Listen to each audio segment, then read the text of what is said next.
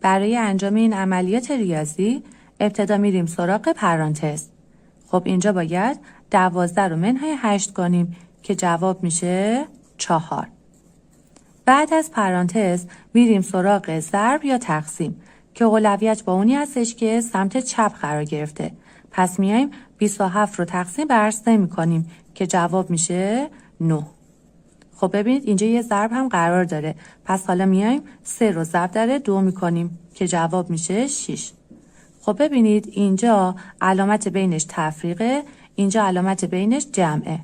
خب بعد از ضرب و تقسیم میریم سراغ جمع یا تفریق که باز هم اولویت با اونی هستش که سمت چپ قرار گرفته. پس میایم 9 و منهای 4 میکنیم که جواب میشه 5 و بعد 5 رو به اضافه 6 میکنیم که جواب میشه 11.